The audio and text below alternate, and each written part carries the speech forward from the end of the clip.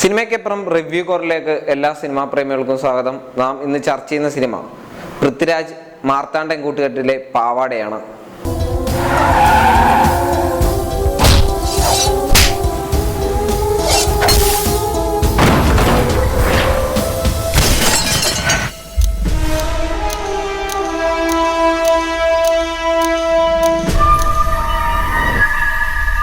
പക്ഷെ എനിക്ക് മറക്കാൻ പറ്റുകയില്ല. സാറേ, ഇവിടെ ഈ വഴി ചോദിക്കുമ്പോ എല്ലാരും പാവാടയുടെയും ബ്ലൗസിന്റെ ഒക്കെ കാര്യമാണല്ലോ പറയുന്നത്. സന്ധ്യ ഇവിടെ എല്ലാവരും പൂസ, ഒരുത്തിനും വെളിവില്ല. ക്ലീറ്റസ്, അച്ചാദീൻ എന്നീ ചിത്രങ്ങൾക്ക് ശേഷം മാർത്താണ്ഡൻ ഒരുക്കിയ മൂന്നാമത്തെ ചിത്രമാണ് പാവാട. പൃഥ്വിരാജിന്റെ ഈ വർഷത്തെ ആദ്യത്തെ ചിത്രം കൂടി. Life of a drunkard is like an empty bottle. ഒഴിഞ്ഞ ഒരു കാലിക്കുപ്പി. അടുത്ത കാലത്തായി പൃഥ്വിരാജ് തൊട്ടതെല്ലാം പൊന്നാണ്. പൃഥ്വിയുടെ വിജയ പരമ്പരയുടെ 4ാം ചിത്രമാണിത്. വിജയനായകൻ കൂടിയുള്ളതിനാൽ സംവിധായകന്റെ മുൻ ചിത്രം വൻ പരാജയം കണക്കിലെടുക്കാതെയാണ് പ്രേക്ഷകർ തിയേറ്ററിൽ കയറിയത്. ജോയ്, പാമ്പ് ജോയ്.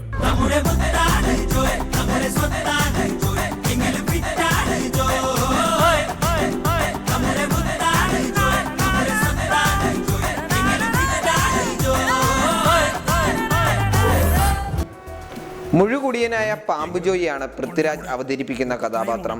മനസ്സിൽ നന്മയുള്ള താന്തോന്നികളെ താലോലിക്കാൻ വർഷങ്ങളായി മലയാള സിനിമ കാത്തുസൂക്ഷിക്കുന്ന അച്ചംപട്ടം ഈ പ്രാവശ്യം നറുക്ക് വീണത് സുധീർ കരമനയ്ക്കാണ്.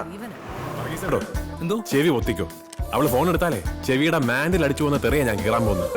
ആദ്യ പകുതിയിൽ കോമഡിയിലൂടെ മുന്നേറുന്ന ചിത്രം 2ാം പകുതിയിലൂടെ കഥാതന്തുവിൽ സ്ഥാനമുറപ്പിക്കുവാൻ ശ്രമിക്കുന്നു. അതുകൊണ്ട് തന്നെ സെന്റിമെന്റ്സും കുറ്റാന്വേഷണവും നാടകീയതയും ഇങ്ങനെ തുടങ്ങി അനവധി രസക്കൂട്ടുകൾ ചേർന്ന കാഴ്ചയാണ് 2ാം പകുതി ഇടം നൽകുന്നത്.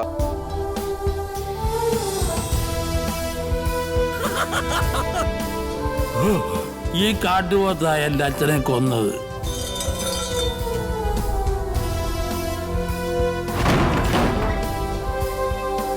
നമസ്കാരം.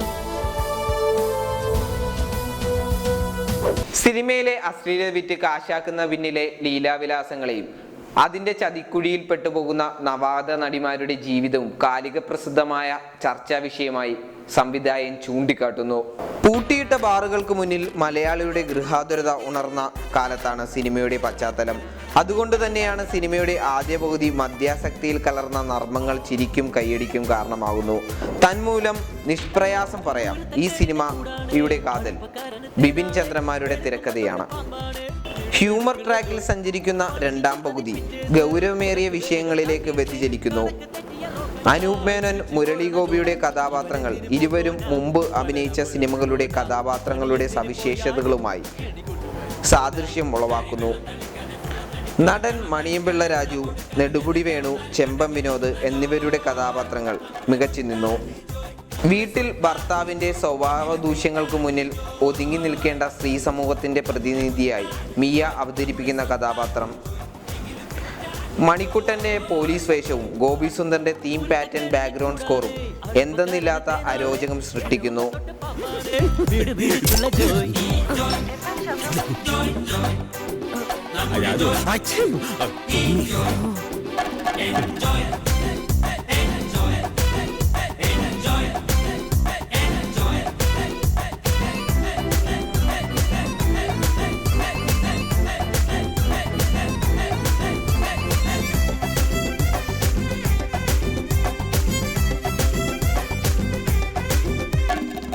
കാശിനു ടൈറ്റായാൽ മറ്റൊന്നും നോക്കാതെ വിറ്റിട്ട് ഫിറ്റാവും ജോയ്. കുടിച്ചിട്ട് പോയോരാ കാശുണ്ട് ഇന്നിപ്പോ കണക്കിലെ ബിർലയ്ക്കും മേലെയാ ജോയ്. ഇവൻ എവിടെ മിസ്റ്റർ കണ്ടാൽ ഉടനറയിലുള്ളൊരു ബോട്ടിൽ ഞൊട്ടിക്കെട്ട് തട്ടിക്കേണ്ട സൈസാ.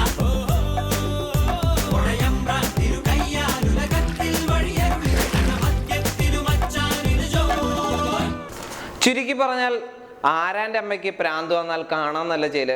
ഇത് നമ്മൾ ഓരോരുത്തരും ഓർത്തിരിക്കേണ്ട ചിത്രമാണ്. വാട്സാപ്പുകളിലും ഫേസ്ബുക്കുകളിലും വന്നെത്തുന്ന ചിത്രങ്ങളേക്കു നേരെയുള്ള നോട്ടത്തിനു മുമ്പ് ഇത് സമൂഹത്തിനോടുള്ള ചൂണ്ടുകൈയാണ് ഈ സിനിമ.